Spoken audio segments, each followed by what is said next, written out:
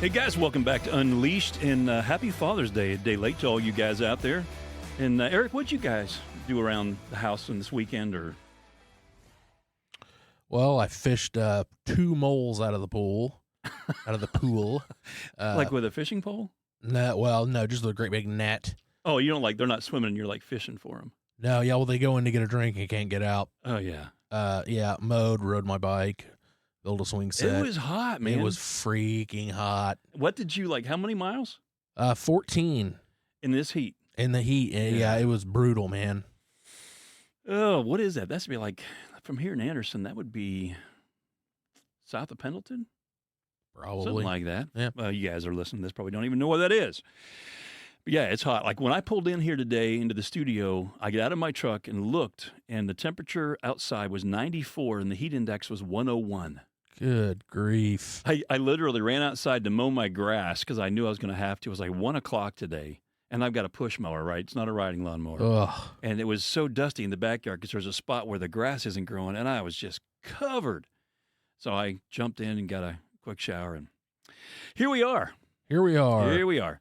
A squirrel update. What do we got? Okay, so I've implemented all of the suggestions that the listeners provided, and there have been no more attacks. I've not seen Kevin either, and there's been no more huge limbs down, but I did find the nest, so I'm trying to decide how to proceed. Maybe that's I don't know, I don't know. I don't know if there's a way to get it down because it's way up in like a great big maple. Yeah, and if they're making it through some of these, 60-mile-an-hour wind gusts that we get out here. Yeah. Well, he's rather chunky, so he's holding it down. Yeah. Oh, speaking of chunky, here's kind of an update. I mentioned, I think it was last week, I don't know. I for fun, I got into this competition. I was that Muscle and Fitness magazine when I was a kid. I used to read it, and they have this competition going on called Mr. Muscle and Fitness. You can be the next Mr. Muscle and Fitness. And we were sitting on the couch, and I was like, hey, this would be kind of funny, just see what would happen. And I ended up being accepted, and then I made it in the top 20, made it in the top 15. Each one of these weeks, competitions knock off 5 each week. Made it the top 10, top 5. And then I made it into the wild card round because evidently the 2 first places, you can only have 1 first place. I was so close with the other guy, they did a wild card and had one other guy, so there was 3 of us. And I found out today at 1 o'clock that I won that.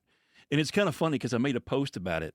And I said, it's never over till the fit lady sings. I thought that was creative. That's nice. That's very nice. creative. It's never over till the fit lady sings. But hey, for those of you who are supporting me through social media, you've seen those posts. And I know there's a bunch of you out there that were voting because it's something you go online. You'll see it if you want to go to my Facebook page, under Brent Henderson, you can find me.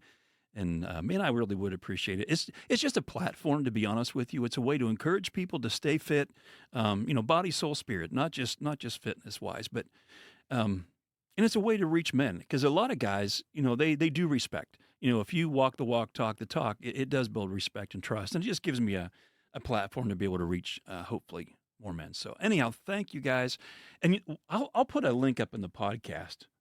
Just for that. So you guys, if you're looking for it, you don't know where to go, I can just kind of throw that up there. Yeah, you vote. Everybody vote, please. It helps. It's going to take a village. I'm 63, and I was going up against guys that were 19 and 20 years old. Wow. And in the wild card round, there was, get this, the guy that was number 2, I was number 1. He was in USA Today in 2007, I think it was. Because he was like the biggest loser kind of a thing. He lost all this weight. Mm-hmm. And so there was all these pictures and magazine covers. I saw his stuff. Hats off to you. I don't know, you'll probably never hear this. I wish I could remember your name, but you inspired me to show what can be done when we get our mind in the right place, when we want to make a difference. So, Unleashed Men, we have the Unleashed podcast. Unleashed Men, if you're interested in kind of being in conversations, off air, that would be the private Facebook page. It's men only. We talk about, issues that we all struggle with, and we get on there and encourage and pray for each other. But it's called, Unleashed Men. And I went on there this morning, and I asked the guys, I said, hey, what are your top 5 men's movies? And what character would you be in that favorite movie you picked? And why would you want to be them?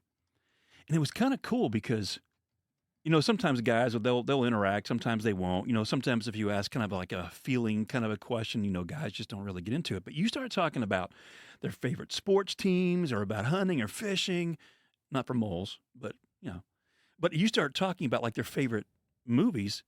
Oh, oh, listen. Oh, this is from the movie we got coming today, isn't it?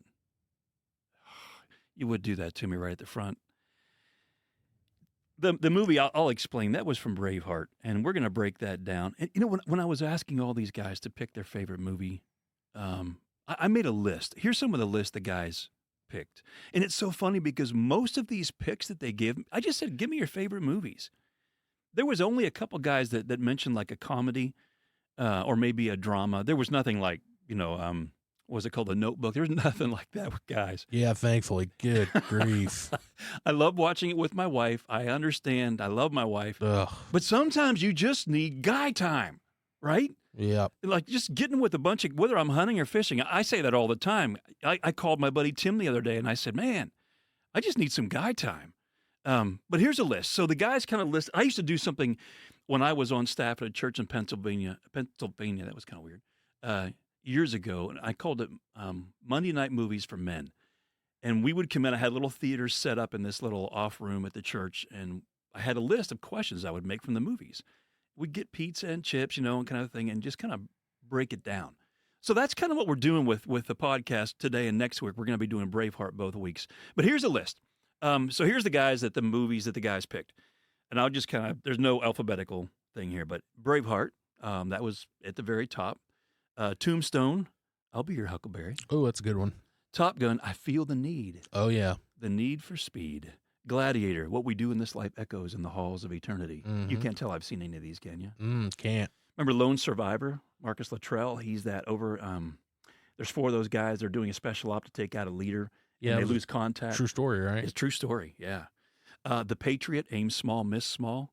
Last of the Mohicans. Wow, that's a Daniel Day-Lewis. Great. I've never seen that one. Oh. I don't think I've seen, what was the one before? The Patriot? I don't think I've seen The Patriot or Dances. Those are 2 of my top 10 for sure would be Patriot and Last of the Mohicans. The Bourne Identity. Okay. Remember there was the Bourne Identity, Bourne Supremacy, a whole series. Yeah, there's a whole series, yep. Band of Brothers was awesome. There was a Pacific version of that too. Dances with Wolves, Kevin Costner. Never seen First Blood. Rambo. Oh, yeah, Rambo, First Blood. Hacksaw Ridge. Yeah, that's a good one. Die Hard. Oh, yeah. Rocky. Oh, yeah. The Outlaw Josie Wales. You gonna pull them pistols or whistle Dixie? The 12 Horsemen, Ghosts in the Darkness, Saving Private Ryan. That's one of my top 10. And, of course, Dirty Harry. You can't get away from the Clint Eastwood movies. Those were just... Dirty Harry, though, that is a terrible movie. But remember the 44 Magnum? Yeah, that was the only good part, but I started to watch it, and I was like, man, this is bad. Yeah, I have that gun. I have that 44 Magnum. Hey, I love the Magnum. I love Clint Eastwood, but I was like, wow. Yeah, that was a crazy movie. Like I said, there was an occasional comedy, but there was like nothing consistent like those titles I just read, and at least as far as the genre goes. Well, you know what? I like men's movie that has a little bit of everything. Roadhouse, the original Roadhouse. Oh, yeah, Patrick Swayze. Yeah, there was convertibles, there was fights, there was a polar bear. I mean, you name it. It really had it all. Polar bear. That was that's right. When he came to fight the guy at his house. I forget. My favorite character in that movie was not Patrick Swayze, which was, what was his name in Roadhouse? I have no idea. Dalton. Dalton. Dutton. Or... You're something like Dalton. My favorite character was Sam Elliott. Oh, yeah, for sure. Can see the forest for a tree. He's got that crazy, low, weird voice. Yeah, he does. He's cool. I love it when he shows up, Dalton's getting the snot kicked out of him, and he shows up and kind of stands there and kind of laughs at him and calls him kid, and then he gets into it and just wastes these guys. Pretty funny. Classic. Wastes these guys. Pretty funny. Anyhow, so, like I said, there was like no comedies, no chick flicks, but there's something that I want to touch on, and that's why I wanted to go here with taking some of these movies, because there's something that awakens the soul of men. There just is, and you know it. Remember when I was talking about John Eldridge's book, Wild at Heart, and he says in the book that every man, there's 3 things. He said, every man wants a battle to fight, an adventure to live, and a beauty to rescue. I mean, there it is. I mean, that's what all these movies, these guys listed, they have in common. It is absolutely core. So let's start. Let's go with my favorite movie of all time, and we'll touch on some other ones later. But it's Braveheart. You man, don't play that music again right now, or I will lose it. Maybe I'll give you a cue later if you got it. I'll give you a cue and I'll tell you where to do it. It might be kind of fun. Totally unscripted here. But that movie, that music, man, it will undo me like no other movie I've ever seen. Um, you know, I don't feel just a testosterone rush like I do from other movies, right? I feel this movie at my core. There's parts of this movie, um, like I said, all I have to do is just hear the music, and it takes me to a place where everything within me is just it's just raw. I was watching it this morning as I was prepping the podcast. I think I said that earlier, and I messaged Stacy. She was working, and I said, I don't know if I can do this. She's like, why? I said, because I keep getting choked up. You know, that has to be funny to a woman who says, oh, you don't like the Notebook, right? But you'll get choked up at Braveheart. Yeah, because it's got all three of those. It's got the battle, it's got the adventure, and it's got that beauty to rescue. So, if you're wondering why today's podcast is audio only and not video, now you know. Because I'd probably need this. It would be one of those. We have to get a sponsor by Puffs. Right? Yeah. I'd be like wiping away the tears. All right, let's get into it. So this movie, it takes place in Europe, and that's where William Wallace, you know, he's a young boy. I don't know how old he is. He's probably like 10 years old or something. And he's living in the country. You know, the hills are green, and he's spending time playing with his friend Hamish. Hamish is a brute, man. He's a bigger kid. You'll hear more about him in the next episode. But William Wallace, he's living with his father and his brother. Now, their enemy is the English, and the English don't like the Scots. They want them gone. And the people of these villages in Scotland, they're so afraid of the English that they're not willing to defend themselves. They will not step up, which makes the people weak, and it makes them real easy to prey upon.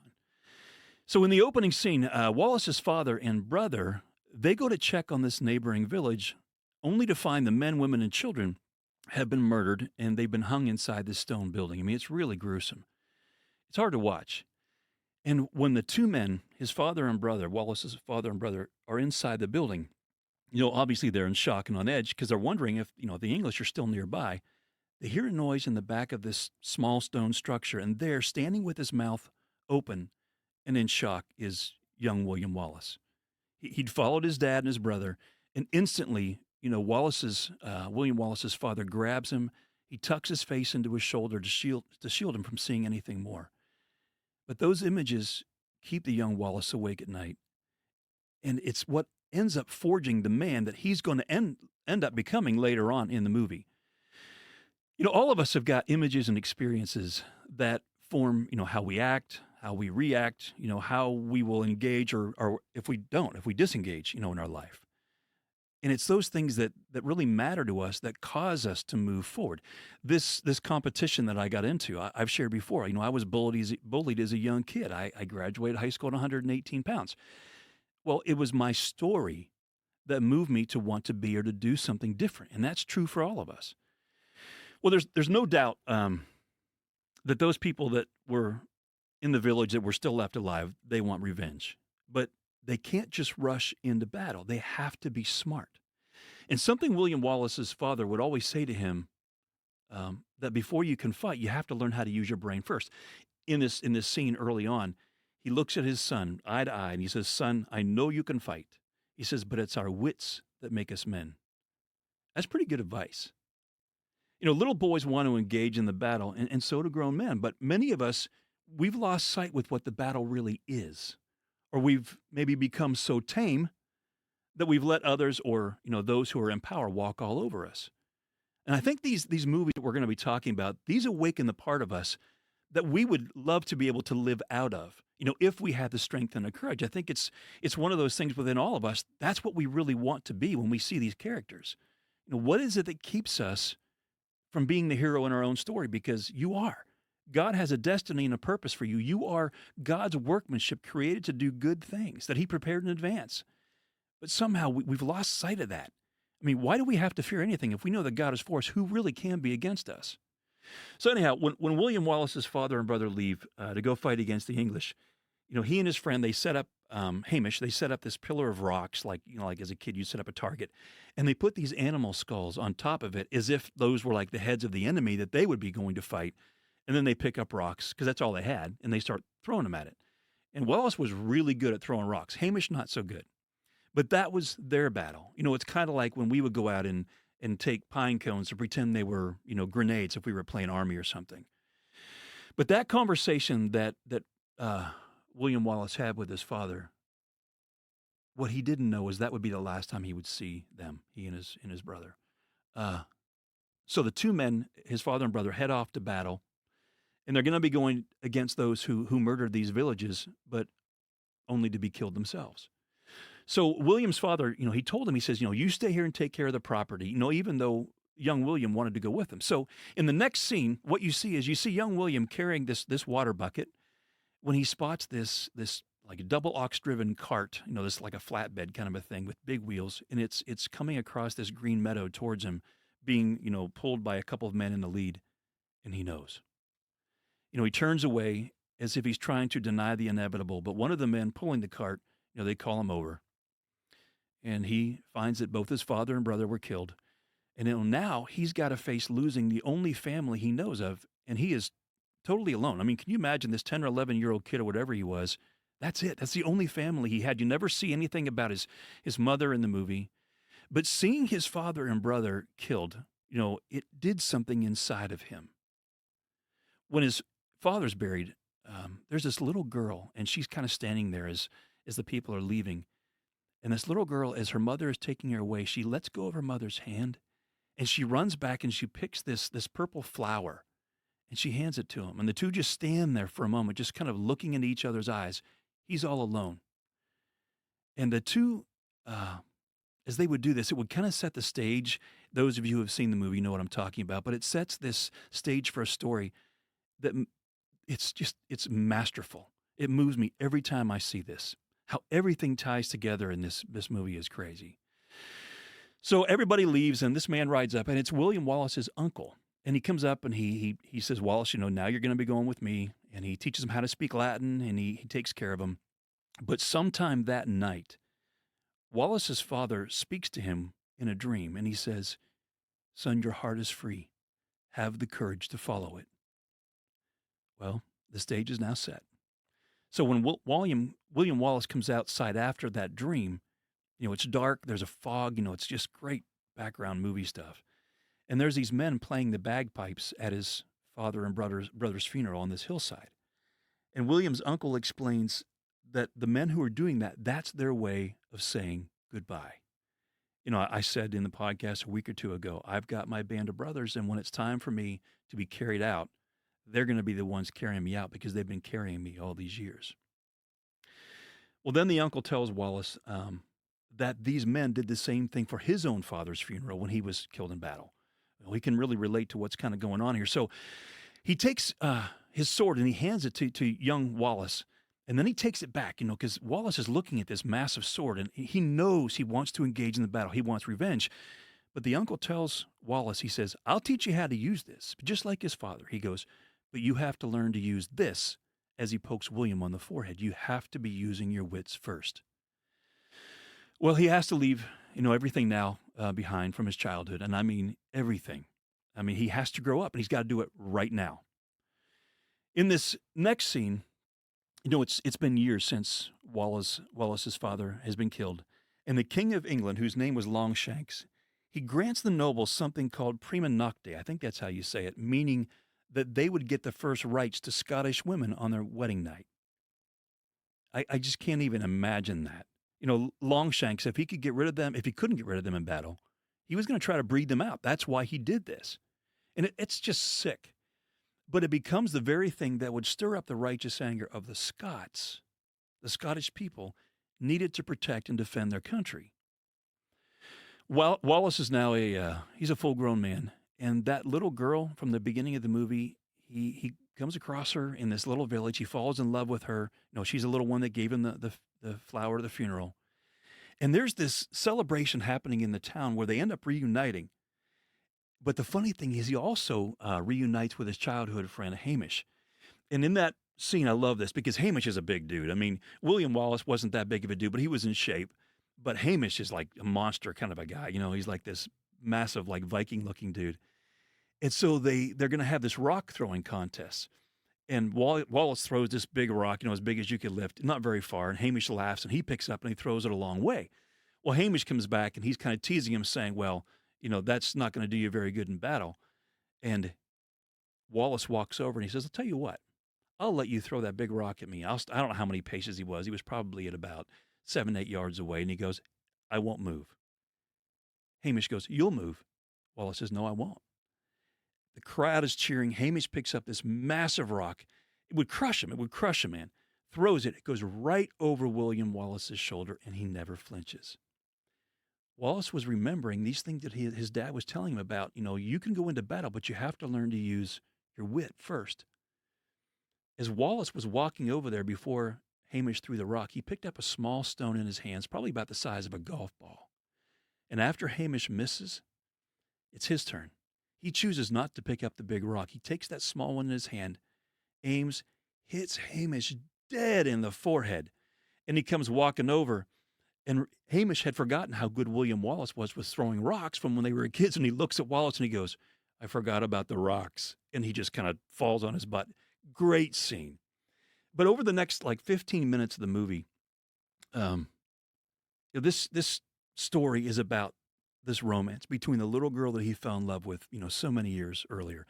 And it's a beautiful scene, you know, where they're constantly flirting with each other. They're kind of gazing at each other, you know, looking around the people over shoulders. And one night Wallace comes to court her, but her father isn't real crazy about this. Like most, you know, my now 15, Emma had a birthday, for those of you who have been following. My 14-year-old now is 15, and she has her first boyfriend. Oh, fun. But, you know, the next thing you know, he's trying to come and court her, and the father doesn't, he's not ready. You know, he doesn't have a gun to polish or anything, but maybe he had a sword. I don't know. But the next thing you know, she runs out of this little stone home against what her parents wish. But she's an adult. She's not 15. She's probably 25. And she jumps on the horse with him, and it's pouring rain. And into this pouring rain, they ride off. And the courtship has begun. You know, the underscore music that is all cue music now, Eric, that is always playing. That music I have never forgotten, and it moves me to my core. Every time I hear that music playing, it doesn't matter whether I'm watching the movie or if I was listening to the soundtrack, I get emotional. And the music from that scene is the music that I had played when Stacy and I got married. And I had it played while the guests were all being seated. And when I saw, oh, there it comes. And when I saw my friend Glenn and his wife show up, they were 400 miles away. I lost it. You know, Glenn, he was a leader from my men's group when I pastored back in Pennsylvania. And he and his wife, they traveled 400 miles to be there to celebrate with me that day. You know, Glenn and I went to 3 Wild at Heart boot camps or 1 advanced platoon leader training in Colorado in the early 2000s. Um, you know, we'd done Battle for the Hearts of Men for probably 4.5, 5 years. And for have him to show up in one of those holiest moments of my life, it just meant everything. He was like one of my band of brothers. So as Wallace, you know, drops her back home that night, he hands her this white cloth. And as she opens it up, he had preserved that little purple flower she had given him as a little girl at the funeral. He'd kept it this entire time. And when you see her face in the movie, when she realizes he had kept it all these years, I'm telling you, you will feel it. Because we all want to be loved like that. We all want a love like that. You know, it's that thing that to be known at your core as deep as you can go and to know that you're still wanted and pursued and cared for. That's what we all want. That's one of the things that I love about this movie. You've got the adventure, you've got the battle, right? But you've got this beauty who is being rescued. I love, and I'll talk about that in just a second. But anyhow, in the next scene, you know, Wallace, he sneaks away with her and he tells her, he says, I love you. He says, I always have. He says, I want to marry you. She looks at him. She's like, is that a proposal? He says, you know, I guess. But I quoted those words exactly when I proposed to Stacy because she knew how powerful that scene was to me. That's how much that movie meant to me. You know, and how Wallace saw his beauty is how I saw Stacy. I still do. I can remember at our wedding when she mouthed the words from the very back of the aisle. She was getting ready to walk down. Everybody else had come down, and everyone turns around, and she mouths the words, "I love you," from the back of the aisle. And that music from Braveheart track had just been playing, and I lost it. That kind of passion is something that men and women want. It's not all about the battle, guys. It's not all about the adventure. It's also about having a beauty that you can do battle for. You see, the woman doesn't want to be the adventure, and so many men make the woman the adventure. But she doesn't want to be that, but she does want to be invited into it. She does want to be fought for, and more importantly, she wants to be romanced as if she's worth it. Wallace does all these things for her, and it awakens her soul. You just have to see the movie. A few weeks ago, Stacy had made this kind of a left turn, Clyde, for a second here. She made this post on Facebook, and she wasn't intending it to be political, but a few people kind of twisted it that way, or maybe that's how they saw it that way, and they inserted their own comments, kind of contrary to what she was saying. But that's what she had asked people not to do. She wasn't trying to stir up trouble, and she drew a boundary, and there was a few people that didn't respect the boundary, um, and there was some pushback. But here's the thing: if you know Stacy's story, that she was left unprotected as a child, then if you know her, then you would know that that was probably crossing a line when she had asked for it not to be crossed. And here's the thing: I love my wife. I do know her story. She can fight her own battles most of the time, but occasionally there's a time where I will step in because that's not happening on my watch. So, anyhow, Wallace takes his bride to be away that night. They have to kind of escape and get away from everybody because remember, there's that prima nocta thing that he's got to do it in the dark of the night. And so they go to the this place out in the forest, and they've got a priest, and it happens at the foot of a cross that's made like on this little clump of moss, in the light of the moon. And when the ceremony is over, they do their vows. He carries her away. By hiding their marriage, he had protected her. Well, the next day in the city market, remember, no one can know they're married. One of the English soldiers sees her, lures her off to the side. She tries to escape. He throws her into this little stone thatched building thing, and two other soldiers stand guard as he's trying to, rape her. He's got her pinned down. And of course, here comes Wallace. He bursts through the door. He's fighting off her attackers. He loads her on this horse, tells her to ride off, where they can meet up later. And as he's trying to fight these guys and she's trying to escape, they're kind of on different sides of this building. As she tries to go, she gets struck by one of these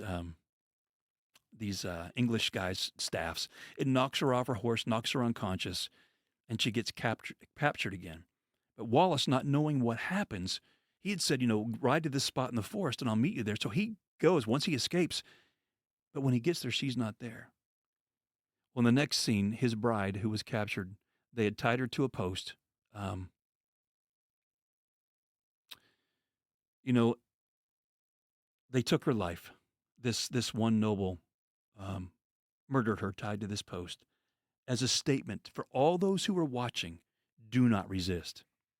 And as she dies, the white cloth that Wallace had given her falls from her hand to the ground.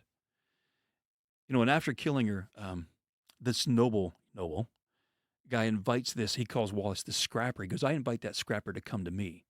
Well, of course, the camera now pans to the top of this hill, and there you see, coming down from the top of this village, you see William Wallace riding on his horse alone. It's the hero in the story, right? But he's just lost the love of his life, and he's going to get revenge. He's alone, and as he comes riding down this little dirt path through these little thatched village buildings, his arms are out and open, and his hands are out. It's like he's coming to surrender, and everyone's kind of watching to see what's going to happen. And as he gets closer, he puts his hands back behind his head as if he's turning himself in. And you remember Wallace has real long hair in this movie, so you can't see what he's got behind him. And as he reaches his hands back like he's getting ready to put his hands to surrender, he has a two-sectional staff tucked in the back of his outfit, whatever you want to call it, he was wearing. And he comes out swinging and just nailing these guys, trying to take him captive. And as they attack him with their swords, he blocks it. He's got a deer antler. He catches one of the swords with him. Then he gets the guy with the deer antler, and he kills these men that are trying to take him. But seeing the unjustly death of his bride, And the villagers knew that they were in love.